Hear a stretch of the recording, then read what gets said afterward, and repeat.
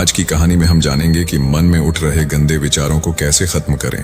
दोस्तों, हमारे मन में गंदे विचार क्यों आते हैं? हम नहीं चाहते, लेकिन फिर भी हमारे मन में गंदे विचार आते रहते हैं। लेकिन मन हमारा सबसे बड़ा दोस्त और मन ही सबसे बड़ा दुश्मन क्यों है? जब हम अपने मन की बात मानते हैं तो हमारा मन ही हमारा नेतृत्व करता है, और जब हम मन को संतुलित कर लेते हैं तो हम अपने जीवन में हर चीज का ध्यान रखते हैं। हम अपने मन में आने वाले गंदे विचारों को रोकने की कोशिश करते हैं, लेकिन जितना अधिक हम रोकते हैं उतना ही ये विचार हमारे अंदर प्रवेश करते हैं। जितना अधिक आप किसी चीज से दूर भागते हैं, वह चीज आपको अपने पास ले जाएगी। इसलिए उस चीज से दूर मत भागिए, उस पर संतुलन बनाए रखिए।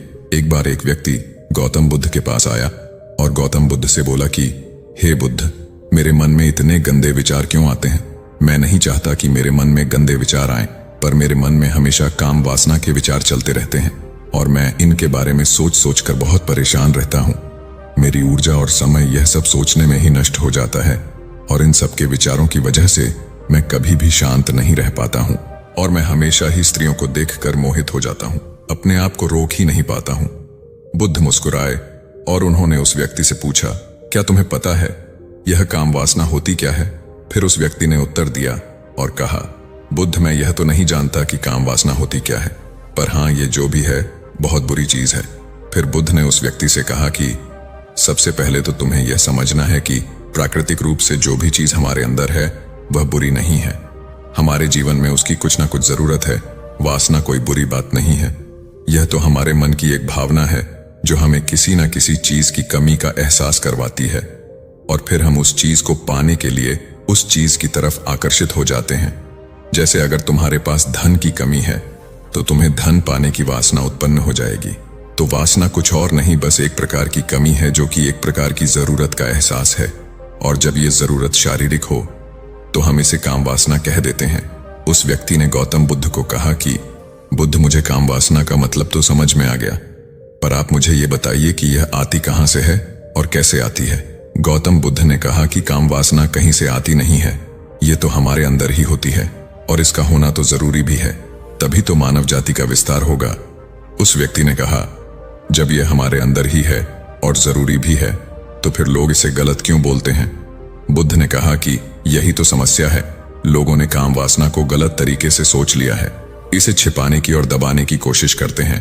काम वासना गलत नहीं है, बल्कि काम वासना का गलत तरीके से प्रयोग करना गलत बात है। लोग जिससे प्रेम करते हैं बस उसी के लिए जीने लग जाते हैं, उसे पाना ही अपना लक्ष्य बना लेते हैं और उसी के बारे में हमेशा सोचते रहते हैं, पर यह सब गलत है। बुद्ध ने उस व्यक्ति से कहा, क्या तुम्हें पता है जानवरों में भी काम वासना होती है? उस व्यक्ति ने उत्तर दिया, हाँ बुद्ध, जानवरों में भी काम वासना होती है, क्योंकि जानवर भी तो आखिर अपनी पीढ़ी को आगे बढ़ाएंगे। बुद्ध ने कहा, तो फिर हम जानवरों की काम वासना को गलत क्यों नहीं कहते हैं? व्यक्ति ने कहा, मुझे नहीं पता महात्मा, आप ही मुझे बताइए। गौतम बुद्ध ने कहा कि जानवर अपनी काम वासना का प्रयोग आनंद प्राप्ति के लिए नहीं करते, वह तो सिर्फ संतान उत्पन्न करने के लिए काम वासना का उपयोग करते हैं। जानवरों को प्रकृति ने इतनी समझ नहीं दी कि वह काम वासना को अपने सुख का आधार बना सके, जबकि मनुष्य अपनी समझ के बलबूते पर प्रकृति में पाई जाने वाली प्रत्येक वस्तु को अपने सुख के लिए अपने प्रयोग करता है। हम इंसानों ने ही काम वासना को अपने सुख का साधन बना लिया है, जबकि प्रकृति ने तो हमें अपने वंश को आगे बढ़ाने के लिए दिया था, लेकिन इंसानों ने इसे अपने जीवन का परम लक्ष्य बना रखा है, और इस तरह से काम वासना का बेलगाम हो जाना गलत है। उस व्यक्ति ने पूछा, महात्मा जी, ये काम वासना हम पर हावी क्यों होती है और क्यों यह बेलगाम हो जाती है?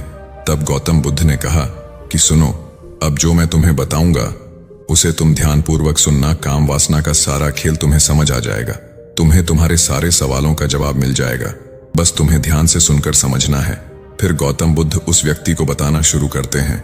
एक बार की बात है, एक आश्रम में गुरु और उनके शिष्य रहा करते थे, जिससे रोजाना आश्रम के बाहर स्थित गांव में भिक्षा लेने के लिए जाते थे। उस आश्रम का एक शिष्य जिस गांव में भिक्षा लेने जाता था, उसे रास्ते में एक नदी पद्धति थी, जिससे रोज उसी रास्ते से भिक्षा लेने जाता था। एक दिन उसे ने देखा कि एक लड़का पेड़ के पीछे छिपा है। वह उस लड़के के पास गया और उससे जाकर बोला, भाई, तुम इस पेड़ के पीछे छिपकर क्या देख रहे हो? लड़के ने कहा, अरे तुझे नहीं दिख रहा क्या कि मैं क्या देख रहा हूं? तब शिष्य ने नदी की तरफ देखा तो वहां पर कुछ लड़कियां पानी भर रही थीं। वो लड़कियां 14-15 साल की थीं। तब शिष्य ने उस लड़के से कहा, भाई वहां पर तो लड़कियां पानी भर रही हैं, इसमें छिपकर देखने वाली क्या बात है। तब वो लड़का शिष्य की तरफ देखकर उससे कहता है, अरे पागल, तुम्हें दिखाई नहीं दे रहा यह परी कैसे नदी से पानी ला रही है? जरा उनकी अदाओं को तो देखो, उनके कोमल शरीर को देखो, उनकी पतली कमर मटके को उठाते समय बल खाती है, और उनके बाल उनकी कमर पर कैसे लहरा रहे हैं, मानो सुंदरता बिखरी पड़ी हो। उसने फिर से नदी के किनारे देखा, और इस बार वह नदी के किनारे देखता रहा। अब कुछ भी दिखाई नहीं दे रहा था, और वह बिल्कुल निडर था। उसे किसी भी चीज का कोई डर नहीं था। लेकिन अब वो छिपने लगा और उन लड़कियों को देखने लगा जैसे उसने कोई अपराध कर दिया हो। और जब वो छिपकर उन लड़कियों को देख रहा था, तभी वो अचानक अंदर से कौंप गया और उसने कहा कि ये मैं क्या कर रहा हूं? मैं जो कर रहा हूं वो सही नहीं है, मुझे यहां से चले जाना चाहिए। और फिर वह जल्दी से वहां से चला गया। वो आश्रम पहुंच जाता है। आश्रम जाकर वो अपने कार्यों में लग गया।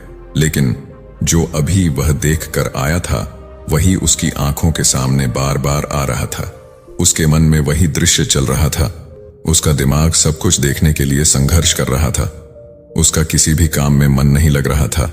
सुबह होते ही वह रोज जल्दी ही भिक्षा के लिए आश्रम से निकल जाता था और उस नदी के पास वाले पेड़ के पास जाता था, जहां पर वह लड़का पहले से मौजूद रहता था। उसके साथ मिलकर लड़कियों को छुप छुप कर देखता था। अब वह ऐसा रोज करने लग गया।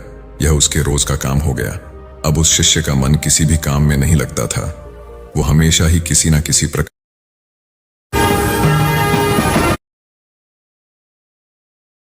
किसी प्रकार के विचार में उलझा रहता था। वो आश्रम के कार्यों को भी ठीक ढंग से नहीं कर पा रहा था। न वो ठीक से सो पाता था, न वो ठीक से खाना खा पाता था। उसका मन बेचैन सा रहता था। उसका मन बार बार उन लड़कियों की खूबसूरती देखने को मचलता था। जब गुरु भिक्षा दे रहे थे, तब भी उनका मन किन्हीं अन्य विचारों में खोया हुआ था। गुरु ने अपने शिष्य की इन हरकतों को समझ लिया था। फिर एक दिन गुरु ने शिष्य को अपने पास बुलाया और कहा कि आज से मैं भी तुम्हारे साथ भिक्षा मांगने चलूंगा। आप और मैं एक साथ भिक्षा मांगने जाएंगे। तभी शिष्य गुरु को मना करते हुए बोला, नहीं गुरुदेव, आप परेशान क्यों हो रहे हो? मैं अकेला ही ठीक से भिक्षा मांग सकता हूं। गुरु ने शिष्य से कहा कि ठीक है, तुम अकेले ही भिक्षा मांगने जाओ।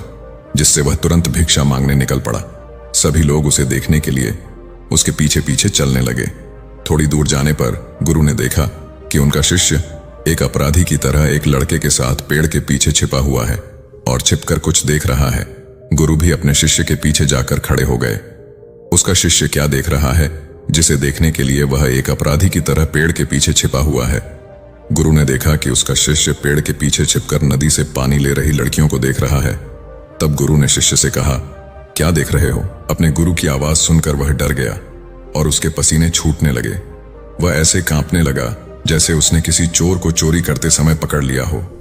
उसकी हालत खराब हो गई। वो कुछ भी नहीं बोल पा रहा था। दूसरा जो शिष्य के साथ था, वो वहां से भाग गया। उसके मुंह से कुछ टूटे फूटे शब्द ही बाहर निकल रहे थे। वो अपने गुरु से नजर भी नहीं मिला पा रहा था। गुरु ने शिष्य की तरफ देखा और कहा कि मेरा शिष्य तो निर्भय था, उसे तो किसी भी चीज का डर नहीं था, लेकिन ये क्या, तुम तो भय के मारे कांप रहे हो। शिष्य ने गुरु से कहा कि मुझे माफ कर दो गुरुदेव, मेरा इसमें कोई दोष नहीं है। उस लड़के ने मुझे बहका दिया था, लेकिन आपसे मैं वादा करता हूं कि आज के बाद मैं ऐसा कभी दोबारा नहीं करूंगा। मुझे माफ कर दो गुरुदेव। गुरु ने शिष्य से कहा कि कोई बात नहीं, पर इस बात का तुम ध्यान रखना कि हम जैसी संगति करते हैं वैसा ही फल हमें प्राप्त होता है। हम जैसी संगति करते हैं उसके विचार हमारे अंदर प्रवेश करते हैं। इसीलिए अच्छी संगति करो जिससे तुम्हारे अंदर अच्छे विचारों का प्रवेश हो। फिर गुरु और शिष्य आश्रम लौट आए और फिर से शिष्य आश्रम के कार्यों पर ध्यान देने लगा। उसने उस रास्ते को छोड़ दिया और दूसरे रास्ते से जाने लगा। वो अपने काम को ध्यान से करने लगा, लेकिन धीरे धीरे उसके अंदर क्रोध उत्पन्न हो गया और फिर वो दूसरे शिष्यों पर क्रोध करने लगा और बेचैन रहने लग गया। अब वो सही समय पर भोजन भी नहीं करता था। वो भोजन भी बहुत कम खाता था। एक रात गुरु शिष्य के पास आए और उससे बोले कि अब तक तुमने कितनी बार अपना वादा तोड़ दिया। यह सुनकर शिष्य अपने गुरु के चरणों में गिर गया और रोने लगा।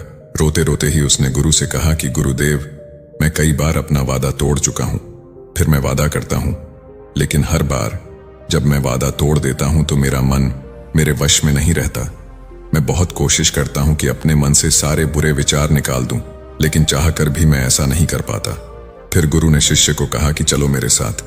गुरु शिष्य को आश्रम के बगीचे में लेकर गए और शिष्य से कहा कि देखो, यहाँ पर कुछ नाली बनी हुई है जिससे नदी का पानी इन पौधों तक आ रहा है और यह पानी निरंतर गति से आगे बढ़ रहा है। क्या तुम इस पानी के बहाव को रोक सकते हो? शिष्य ने कहा कि हाँ गुरुदेव, मैं इस बहाव को रोक सकता हूं। फिर शिष्य ने मिट्टी उठाकर उस नाली में रख दी तो पानी थोड़ी देर के लिए रुक गया और फिर थोड़ी देर बाद उस मिट्टी के ऊपर से पानी बहने लगा। गुरु ने शिष्य से कहा, अरे ये क्या, ये तो पानी रुका ही नहीं। फिर से शिष्य ने कुछ कंकर पत्थर उठाकर उस नाली में रख दिए और फिर थोड़ी देर के लिए पानी रुक गया, लेकिन फिर थोड़ी देर बाद ही उन कंकड़ पत्थर के ऊपर से पानी निकल आया। फिर गुरु ने कहा कि शिष्य, यह क्या हुआ? पानी तो फिर से बहने लग गया। तुम तो बोल रहे थे कि तुम इसे रोक दोगे। क्या हम किसी काम को रोकना चाहे तो क्या हम उसे रोक नहीं सकते हैं? तब शिष्य ने कहा, कोई बात नहीं गुरुदेव, मैं इस पानी को तो आपको रोक के दिखाऊंगा। शिष्य फिर से एक बड़ा सा पत्थर लेकर आया और उस नाली पर रख दिया और पानी रुक गया। तब गुरु से कहा कि देखा गुरुदेव, मैंने कहा था ना कि पानी को मैं रोक दूंगा। मैंने पानी को रोक दिखाया, आपकी बात मैंने पूरी कर दी। गुरु मुस्कुराए और बोले, अच्छा जरा ध्यान से देखो, पानी रुक गया क्या? वो तो पीछे की नाली तोड़कर बाहर निकल गया और अगल बगल से बह रहा है। और ध्यान से देखो, इस पत्थर के आगे भी आ गया और ये पानी अपना रास्ता बदलकर फिर से आगे की तरफ जाएगा। और फिर थोड़ी देर बाद ऐसा ही हुआ। फिर गुरु ने शिष्य को समझाया कि तुम्हारे साथ भी तो ऐसा ही चल रहा है। तुम बार बार प्रयास कर रहे हो, बड़े से बड़ा प्रयास कर रहे हो, पर हर बार तुम्हारा प्रयास टूट रहा है और यह हमेशा टूटता ही रहेगा। तुम कितना भी बड़ा पत्थर रख लो, लेकिन पानी तो अपना रास्ता बना ही लेगा। यह सब देखकर शिष्य ने गुरु से कहा कि ही गुरुदेव, क्या कोई तरीका नहीं है जिससे मैं गंदे विचारों से बाहर निकल सकूं और यह मेरे मन में आए ही ना? गुरु शिष्य को एक नदी के पास ले गए जहां से उस बगीचे में पानी जा रहा था। गुरु ने शिष्य से कहा, वो पानी इसी नदी से जा रहा है। अगर हम यहीं से उस रास्ते को बंद कर दें जहां से पानी बगीचे में जा रहा है, तब क्या हम पानी को रोक नहीं सकते? शिष्य ने कहा कि हाँ गुरुदेव, अवश्य ऐसा हो सकता है। मैं इस पानी को यहीं से बंद कर देता हूं, तब आगे की नाली में पानी जाएगा ही नहीं और फिर बगीचे में पानी जाएगा ही नहीं। फिर शिष्य नदी से जाने वाले रास्ते को बहुत मेहनत करके पत्थर और मिट्टी डालकर बंद कर दिया और गुरु से कहा कि गुरुदेव, मैंने पानी को बंद कर दिया है, अब यह पानी बगीचे में जाएगा ही नहीं। तब गुरु ने कहा, शिष्य, अगर पानी बगीचे में नहीं जाएगा तो पेड़ पौधों को पानी कहां से मिलेगा? उन पेड़ पौधों को तो पानी की आवश्यकता है और उन पेड़ पौधों में कुछ पेड़ पौधे तो ऐसे हैं जिनको रोज पानी की आवश्यकता है। वह तो मुरझाकर सूख ही जाएंगे, उनका क्या होगा? पानी तो हमें खोलना ही होगा। शिष्य ने गुरु की बात सुनकर वापस नदी से जाने वाले पानी का रास्ता खोल दिया। तब गुरु ने शिष्य से पूछा, शिष्य, अगर हम इस नदी के पूरे पानी को बगीचे की तरफ मोड़ दें तो क्या होगा? तब शिष्य ने जवाब दिया कि गुरुदेव, वहां पर जितने भी पेड़ पौधे हैं वो गलकर नष्ट हो जाएंगे, वहां पर कुछ नहीं बचेगा। फिर गुरु मुस्कुराए और बोले, तुम इस बात को समझो कि हमें किसी भी चीज को रोकना नहीं है, बस हमें हमेशा संतुलन बनाए रखना है। कम पानी से भी पौधे नष्ट होते हैं और ज्यादा पानी से भी पौधे नष्ट होते हैं। हमारा जीवन संतुलन से ही चलता है। गुरु ने शिष्य से कहा कि अगर मैं तुम्हें कुछ कहूं कि तुम आम के बारे में मत सोचो, तो तुम्हारे मन में सबसे पहले किसका चित्र आएगा? शिष्य ने कहा कि गुरुदेव, मेरे मन में तो पहला चित्र आम का ही आएगा। गुरु ने कहा कि जब हम गंदे विचारों को जबरदस्ती रोकने का प्रयास करते हैं तो वह और मजबूती के साथ हमारे अंदर प्रवेश करते हैं, हमारे अंदर उठते हैं। इसलिए हमें उन्हें कभी भी दबाने की कोशिश नहीं करनी चाहिए। तब गुरु शिष्य के पास गए और बोले कि बुरे लोगों की संगति के कारण भी हमारे अंदर गंदे विचार आते हैं।